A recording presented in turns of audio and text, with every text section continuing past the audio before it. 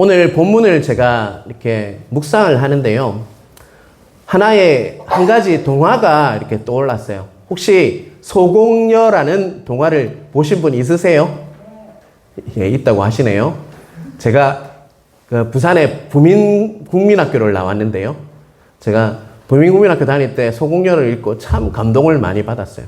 제가 왜 여자들이나 읽는 책을 왜 읽었지 하시는데 제 방에 이렇게 동화집이 내 방에 가득 꼽혀 있었어요. 그 중에서 소공녀를 읽었을 때 갈라디아서 4장 1절에서 11절을 묵상하는데 그 동화가 자꾸 기억이 났어요. 그 주인공은 세라라는 그 주인공이에요. 근데 아버지가 어떤 분이냐면 인도의 다이아몬드 강산을 이렇게 개발하고 이렇게 하는 그 사람이었어요.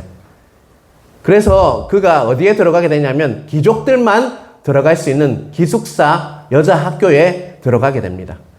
돈이 아버지가 부자였기 때문에 그게 가능한 거였죠. 그는 아버지가 부자였기 때문에 귀족들만 들어갈 수 있는 그 기숙학교에 들어갔고 그는 마치 공주가 사는 것처럼 잘 살았다라고 그 동화에는 나와 있어요. 그런데 꼭 동화에는 좋은 일이 있으면 또 나쁜 일이 있죠. 어떤 일이 일어납니까? 그 다이아몬드 광산이 실패하는 것 같이 보였고 그 실패로 인해서 아버지도 스트레스를 받아서 아버지가 어떻게 됩니까? 갑자기 병으로 돌아가시게 돼요. 그때부터 세라라는 주인공의 역경이 시작됩니다. 처음에는 부잣집 딸인 줄 알았는데 이제 유산도 남기지 않고 갔기 때문에 어떤 일이 일어났을까요? 그때부터 핍박이 들어오고요. 마치 종과 같이 하인과 같이 이렇게 생활을 하게 되었어요.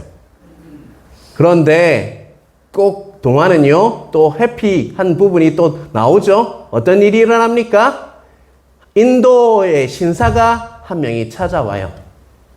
그가 가장 힘들 때 찾아와서 옆집에 살면서 물건도 주고 선물도 주면서 또 배가 고플 때 음식도 주게 됩니다. 그런데 그 사람이 누구였냐면 바로 아버지의 동역자였어요. 아버지의 사업 파트너였어요. 그래서 그와 일을 하다가 아버지가 돌아가시고 난 후에 광산이 망한 것이 아니었어요. 다이아몬드 광산이 더 잘 됐고 그 재산도 관리하게 되었고 누구를 찾았게 됐을까요? 그 아버지의 딸을 찾으러 막 다녔어요. 그러다가 옆집에 이사를 왔는데 너무 그 소녀가 불쌍하니까 그에게 도와주고 하다가 그 소녀가 누군 줄 알게 된 거예요, 여러분. 그렇죠. 아버지, 그 부자, 다이아몬드 광산의 아버지의 딸임을 알게 되었다는 것이죠. 때가 참에 인도 신사가 나타나서 하루아침에 그 소공녀는요, 어떻게 됐다는 겁니까? 자신의 신분이 어떤 신분인지를 깨닫게 되었다는 거예요. 그 동화의 마지막은요, 그 학교를 떠나면서 유유히 공주와 같이 마차를 타고 유유히 나가는 것으로 그 동화는 마치게 됩니다.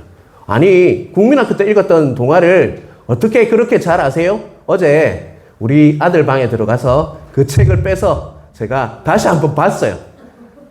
제가 자꾸 생각이 나서. 그래서 여러분, 오늘 왜 갈라디아서 4장을 묵상했는데 목사님이 왜 그 소공녀라는 동화가 생각났을까 하는 여러분들 궁금증이 있죠? 여러분도 오늘 갈라디아서 4장을 통해서 왜 그런지를 깨달으시는 여러분 되시길 주님의 이름으로 축원합니다. 사랑하는 성도 여러분, 저는요 오늘 본문 1절 3절을 통해서 우리가 예수님 믿기 전에 어떤 신분지를 깨달았습니다. 1절 3절을 한번 띄워주시기 바랍니다.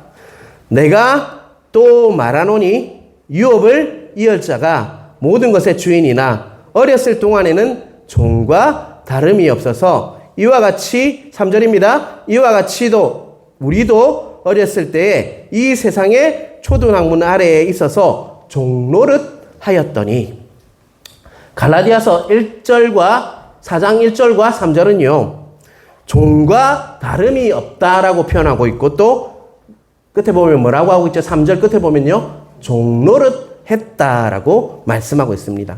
사랑하는 성도 여러분, 성경은요 우리가요 예수님이 믿기 전에 상태가 뭐라고 표현을 많이 하냐면 종이라는 표현으로 그 단어로 우리가 예수님 믿기 전에 상태를 종이라고 계속적으로 표현하고 있다는 것입니다. 우리는 종의 신분이었다라고 성경 로마서도 나와 있고요. 계속적으로 우리를 그런 신분으로 표현하고 있습니다. 사랑하는 성도 여러분, 종이라는 말을 성경에서 자주 사용하고 있는데요. 오늘 3절에 보면 종노릇 하였더니 앞에 뭐라고 이야기하고 있죠? 세상의 초등 학문 아래에 있어서 종노릇 하였다라고 말씀하고 있죠. 이 세상의 초등 학문 아래에 있어서 종노릇 했다라고 말씀하고 있다는 것이죠. 그렇다면 사도 바울이 3절에서 말하는 이 세상의 초등 학문이 무엇인지에 대해서 여러분 궁금증이 생기십니까, 여러분? 바로 이 스토이케이온인데요. 이 말씀은요, 초등 학문은요, 학자들의 다양한 의견이 있는 그런 단어라고 할 수가 있습니다. 초등 학문이라고 하면 많은 의견이 있어서 그것을 잘 이렇게 정리하면서 종합해 보면요, 초등 학문은 우리가 복음을 접하기 전에 어떤 거라고요? 따라왔던 자기 나름대로의 방식을 말한다는 것입니다. 뭐라고요? 우리가 예수님의 복음을 듣기 전에, 복음을 접하기 이전에 자기 나름대로의 방식이 있고 살아가는 또 그 목표하는 바가 있지 않습니까? 그것을 도라고 하지 않습니까? 그래서 그렇게 살아왔던 방식이나 도를 말하는 것입니다.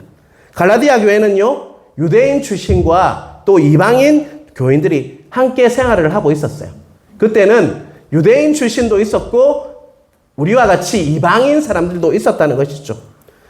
유대인에게 초등 학문은 뭐였을까요?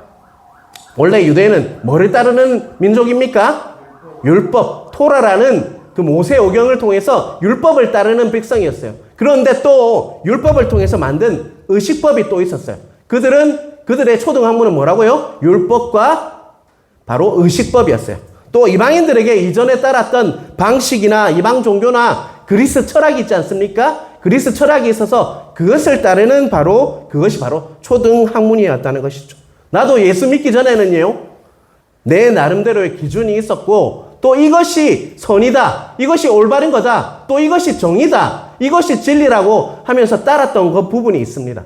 저희 집안에는 불교 집안이라서요. 제가 먼저 우리 집안에서 제일 먼저 믿었어요. 저는 불교를 정말 그냥 믿은 게 아니라 정말 정확하게 믿었습니다.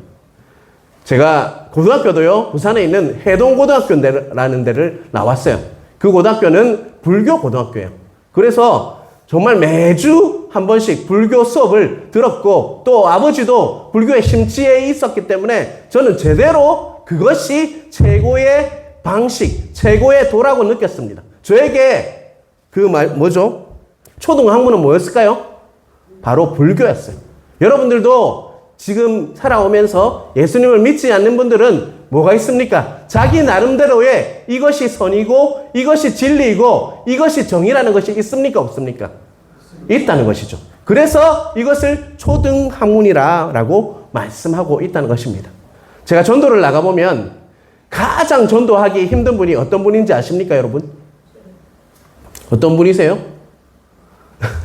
전도를 나가면요, 내 나름대로의 정말 기준이 있어서 나도 선하게 살아가고 있다라고 말하는 사람이 가장 전도하기 힘들더라고요. 나도 꽤 괜찮은 사람이기 때문에 예수님 없어도 나는 잘 살고 있어요. 내 기준에 나는 잘 살고 있는 사람인데 굳이 예수님을 믿을 필요가 없다라고 말씀하고 있다는 것입니다. 여러분, 그렇듯이 우리는요, 어찌 보면 초등 학문 아래에 종노릇하고 있는 자가 우리였다는 것입니다. 그런데 복음이 들어오면서 그것이 바뀌게 되었지, 이전에는요, 여전히 그 초등 학문 아래에 있어서 우리가 그것에 반응하는 자가 우리였다는 거 잊지 마시길 바랍니다. 9절을 보겠습니다. 같이 읽겠습니다. 이제는 너희가 하나님을 알 뿐 아니라 더욱이 하나님이 아신 바 되었거늘 어찌하여 다시 약하고 천박한 초등학문으로 돌아가서 다시 그들에게 종노릇 하려 하느냐라고 말씀하고 있죠. 사랑하는 성도 여러분, 더욱이 9절 끝을 보면요, 그 초등학문이 어떻다라고 평가하고 있습니까, 여러분? 약하고 뭐 하고 있다고요? 악하다고 이야기하고 있지 않고요, 약하고 천박한 것이 초등학문이다라고 말씀하고 있다는 것이죠. 왜 그러냐면 여러분 우리의 행위 또 우리 각자의 노력, 우리의 능력으로 의로워질 수 있는 사람이 있으십니까, 여러분? 그런데요, 초등학문에 있으면요, 초등학문에 종로를 하게 되면 우리 힘으로, 우리의 능력으로 우리가 뭔가를 하면 정말 의로워질 수 있다라고 착각하게 만든다는 것입니다. 그래서요, 9절에서는 그 초등학문을요, 약하고 천박하다라고 평가하고 있다는 것입니다. 그뿐 아닙니다. 8절을 제가 읽겠습니다. 8절 눈으로 따라와 주시길 바랍니다. 그러나 너희가 그때에는 하나님을 알지 못하여 본질상 하나님이 아는 자들에게 종노릇하였더니 8절에서 분명히 본질상 하나님이 아닌 자들의 종노릇했다라고 말씀하고 있어요. 본질상 하나님이 아닌 자는 누굴까요, 여러분? 세상의 영. 세상의 영이 뭡니까? 사탄입니다. 사탄 마귀. 사탄이 초등학문을 사용해서 우리를 한때 종삼았다는 거죠. 종에 지배되어서 그 사탄 마귀 어두운 영의 세상의 영의 지배가 되어서 이렇게 이야기한 사탄이 우리 뭐라고 속삭이냐면 이렇게 합니다. 너희 양심으로 네 안에 있는 양심으로 또 착한 행실로 너는 충분히 의로워질 수 있어 라고 이렇게 말해요. 또 뭐냐면 네가 하나님과 같이 될 수 있어. 그러니까 네가 하면 돼. 네 힘으로 네 능력으로 하다 보면 의롭게 되고 네가 그 경지에 오를 수 있어. 그 자리에 앉게 돼 라고 우리에게 속삭인다는 것입니다.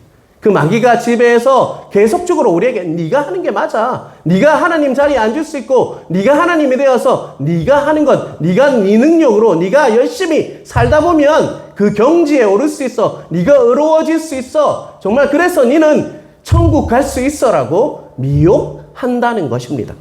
사람은 그때부터 하나님을 도움을 받기보다는 어떤 삶을 살게 될까요? 내 능력으로 살게 돼요. 내 힘으로 살게 돼요. 자기 착한 행실, 자기 힘으로 살아가는 인생이 되어버린다는 것입니다. 이전에 왜 제가 그걸 잘 알고 있냐면 제가 이전에 그런 삶을 살았기 때문입니다. 하나님께서는 원래 우리에게 양심과 율법 이런 것들을 우리에게 주신 이유는요. 그 양심, 우리 안에 양심이 있지 않습니까? 그래서 죄를 짓더라도 우리는 찔리는 그런 마음이 있습니까? 없습니까? 그런데 요즘은 이 세상이 너무 악해서 그런 양심조차도 사라진 것 같습니다. 또 율법을 주신 이유는요. 우리가 그 율법과 양심을 통해서 우리가 얼마나 죄인인지 우리는 죄로 가득 찬 거자구나. 율법을 통해서 그것을 알게 하기 위해서 우리에게 율법을 주시고 또 양심을 주셨다는 것입니다. 너 그 죄 문제 너 혼자 해결할 수 없어. 누군가 의지해야 해. 니는 죄인이야. 그것을 알기 위해서 양심과 율법, 초등학문을 허락하신 것이라는 것입니다. 그런데요, 마귀가 미혹을 하다 보니까 아니, 너도 하나님같이 되어서 네 힘으로, 네 능력으로도 충분히 잘 살 수 있어 라고 우리를 미혹하게 되었다는 것입니다. 자, 4절을 한번 같이 큰 소리로 읽어보겠습니다. 때가 참에 하나님이 그 아들을 보내사 여자에게서 나게 하시고 율법 아래 나게 하신 것은, 다시 한번 제가 읽겠습니다. 때가 참에 하나님이 그 아들을 보내사 여자에게서 나게 하시고 율법 아래에 나게 하신 것은. 4절을 원문을 보면요, 우리 한글 성경에는 나와 있지 않은데 그러나라는 말이 빠져 있습니다. 그러나 때가 참에라는 뜻이죠. 예수님께서 세상에 오셔서 첫 번째 한 설교가 뭐냐면 마가복음 1장 15절 말씀입니다. 같이 읽겠습니다. 이르시되 때가 찼고 하나님의 나라가 가까이 왔으니 회개하고 복음을 믿으라 하시더라. 이제 때가 찼다는 것이죠. 예수님께서 보시기에, 하나님이신 그 예수님께서, 하나님의 아들이신 예수님께서 보시기에 이젠 때가 되었다라고 하신 말씀이 하나님 나라가 가까이 왔으니 회개하고 복음을 믿어라 라고 말씀하고 있다는 것이죠. 더 이상 종로를 타지 않는 새로운 때가 이제 찼다. 가득하게 달이 이렇게 점점 이렇게 차듯이 때가 찼다라고 말씀하고 있습니다. 때가 찼으니 이전과 똑같은 방식으로 살면 안 된다라고 우리에게 말씀하고 있는 것이죠. 내가 율법으로는 그리고 양심으로는 내 힘으로는 결코 내 죄의 문제를 해결할 수 없는 존재구나. 나는 죄인인데 이 죄 문제 때문에 너무나도 허탈하고 허무한데 내 힘으로는 절대 될 수 없구나. 때가 찼고 그것을 이제 다른 방식으로 네가 살아야 한다라고 말씀하고 있다는 것입니다. 사랑하는 성도 여러분, 내가 예수님 믿기 전의 이야기를 조금 했으면 좋겠습니다. 저는 분명히 이런 자였습니다. 좋은 영향을 많이 받으면 또 선을 이룰 것 같아서 절에도 가보고요. 108배도 열심히 했습니다. 그리고 명상도 해보고요. 좋은 절이란 절을 다 찾아다녔어요. 아버지와 함께 설악산 꼭대기에 가면 봉정암이라는 데가 있어요. 혹시 불교 신자들 중에는 오늘 오신 분들 중에 불교를 믿는 분 중에 봉정암이라는 데가 있어요. 그곳은 어디쯤이냐면 정말 대청봉 바로 밑에 있어요. 그 올라가는데 얼마나 힘들었겠어요, 여러분. 거기에 가서 무엇을 했습니까? 제가 108배를 했어요. 그 힘든 몸을 등산까지 해가지고 이 큰 몸을 이끌고 등산을 올라가서 봉정암에 올라가서 108배를 하고요. 뭔가를 내가 이렇게 선한 영향을 받으면 뭔가 이루어질 줄 알고 그렇게 믿었던 자가 바로 나였다는 것입니다. 그리고 또 무언가 좋은 일을 많이 하면, 봉사도 많이 하면 내 마음이 평화롭게 될 줄 알고 봉사도 진짜 많이 했어요. 좋은 일 찾아다니면서 정말 옆에 있는 사람들 도와주기도 하고요. 그게 나쁜 건 아니지만 그렇게 하면 내가 뭔가 정말 경지에 오르고 내 마음이 평화롭게 될 줄 알았어요. 그런데 그 평화로움이요, 그렇다고 나에게 주어지는 것은 아니더라고요. 또 좋은 친구, 좋은 사람들을 만나면 무언가 그 좋은 사람들로 인해서 내가 더 선한 영향을 받고 그 사람들 때문에 내가 동화되어서 더 좋아질 거라고 믿으면서, 그래서 좋은 친구들 찾아다니고 또 좋은 사람들을 만나면서 밤새도록 이야기할 때가 참 많았다는 것입니다. 그런데요, 그들과 헤어지고 나면 무엇이 찾아올까요, 여러분? 더 큰 허무와 허탈이 나에게 찾아오더라고요. 그래서 또 어떻게 합니까? 뭔가 또 좋은 일을 찾아다니고 좋은 선한 영향을 받을 만한 것들을 찾아다녔어요. 그런데 나한테 평화도 없었고요. 평강도 없었어요. 나한테 돌아오는 것은 더 허무하고 허탈한 마음만 더 커졌다는 것입니다. 그런데 저에게 때가 참에 어떤 일이 일어났냐면 내 삶에 예수 그리스도께서 찾아와 주셨습니다. 내가 그분을 구한 것이 아니고요. 내 인생에 그분이 찾아와 주셨습니다.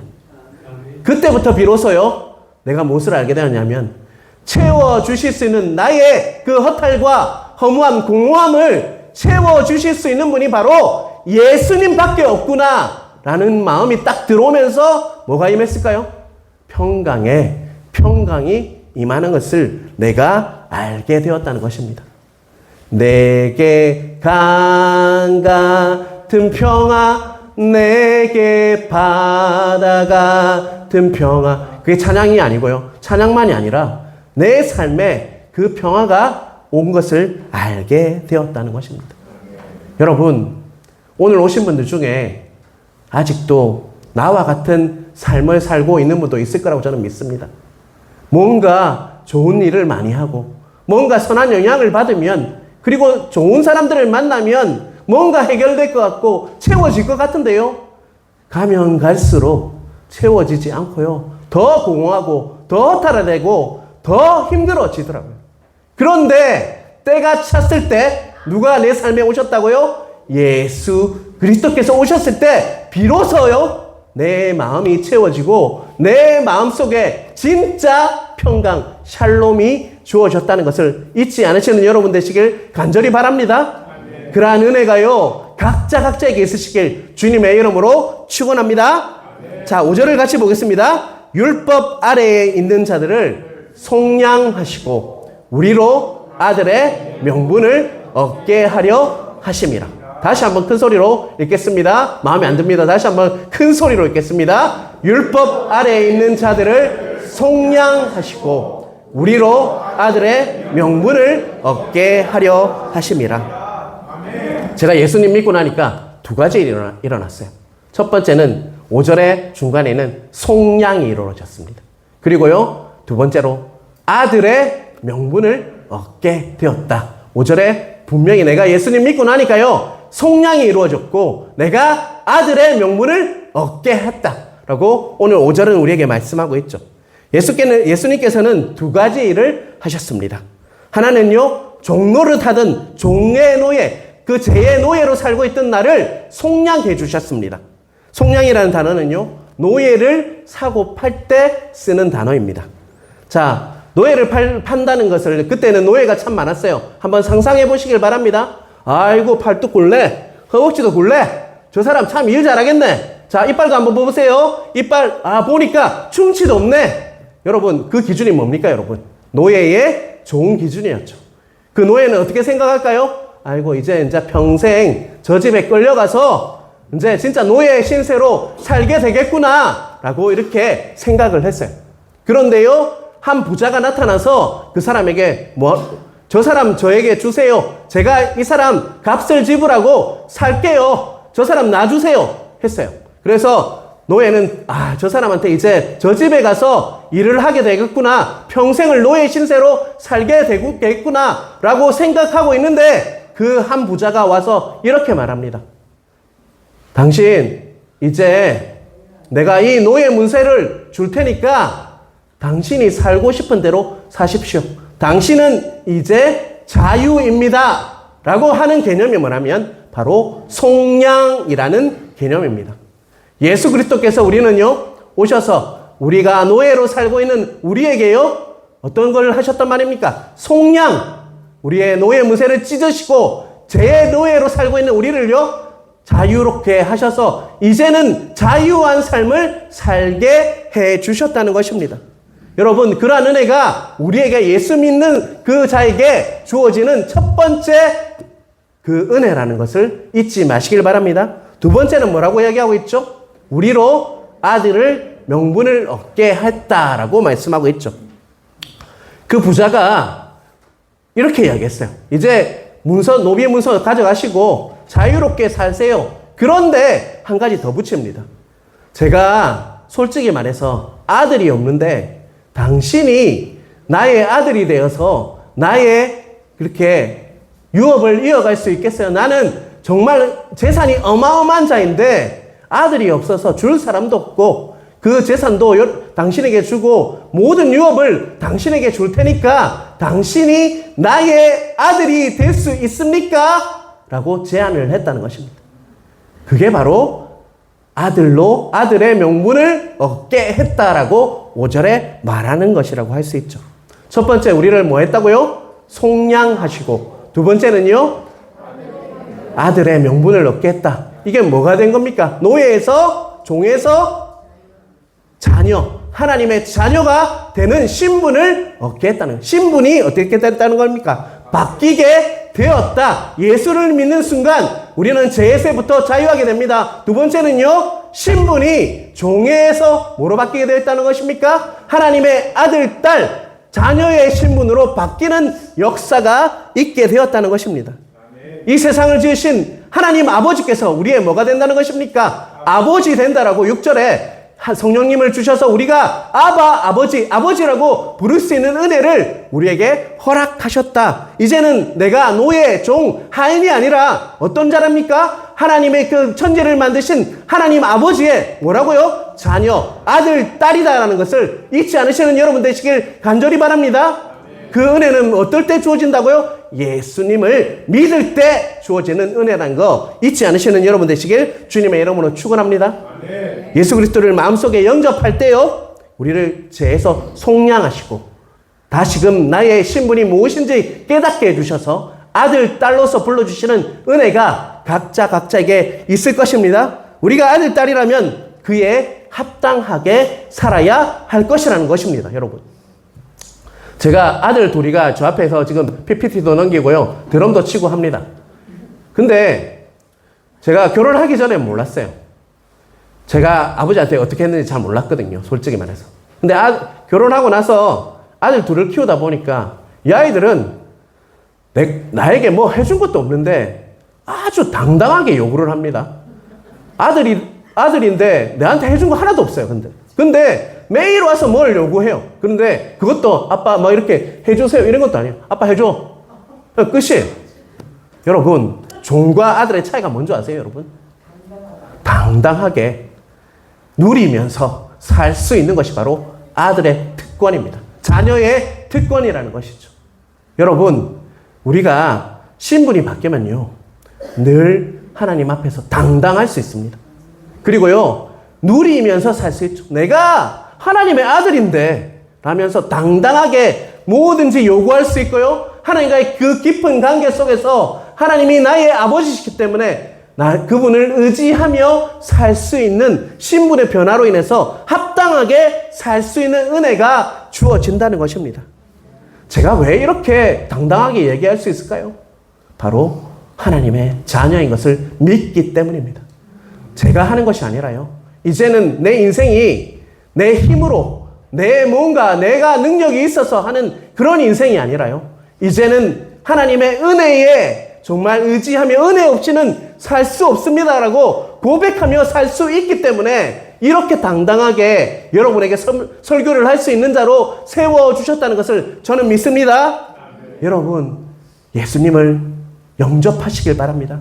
예수님을 믿으시길 바랍니다.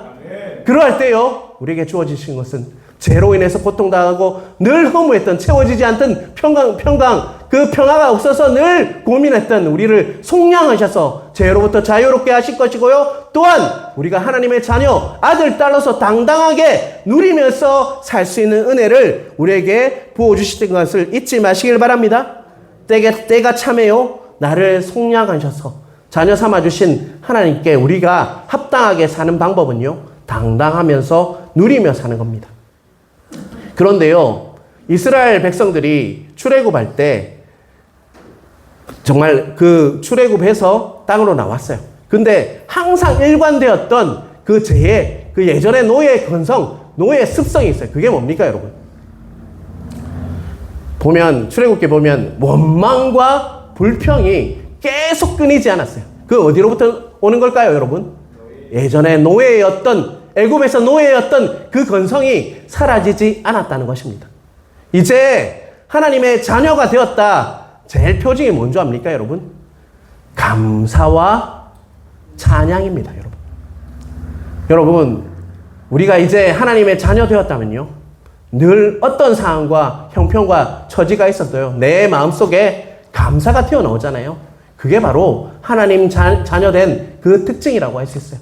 또 내 삶에 어떤 힘들고 아픈 상황이 있을지라도 내 입에서 찬양이 이렇게 나온다면요, 그것은 하나님의 자녀된 특징이라고 할 수가 있습니다. 그런데요, 우리를 돌아봅시다, 여러분. 우리 각자를 돌아봅시다. 아직도 종의 근성, 종의 멍에에 매여서 혹시나 원망하며 불평하고 살고 있지는 않으십니까? 아니면 이제 하나님의 자녀임을 알고 당당하게 누리면서 감사와 찬송하는, 하나님께 온전히 영광을 돌리는 삶을 살고 있습니까, 여러분? 어떤 삶을 여러분은 혹시 살고 있는지 여러분을 돌아보시는 여러분 되시길 주님의 이름으로 축원합니다. 하나님의 자녀라면요, 늘 하나님께 감사하고 찬양하는 삶이 나의 삶이 되어야 할 것입니다. 앞에서도 소공녀에 대해서 말씀을 드렸는데요, 그 소공녀에게 따라오는 신분이 이제는 완전히 변화되었잖아요. 정말 하인같이 살았는데 그 소공녀가 그 인도 사람을 만나면서 그 아버지의 파트너를 만나면서 그의 신분이 완전히 변화되었어요. 그에게 따라오는 것은 무엇이었을까요? 이제 아버지가 누군지를 알았고 어떤 사람인지를 알았기 때문에 당당하며 누리며 살았을 것입니다. 그리고 그에게 주신 그 모든 것들이 다 정말 아버지로부터 오는 그 은혜였구나 라는 것을 깨닫고 뭐가 입에서 나왔을까요? 감사하며 그 은혜에 찬송하는 삶이 나왔을 것이라는 것을 잊지 마시길 바랍니다. 여러분 자신을 돌아보시길 바랍니다.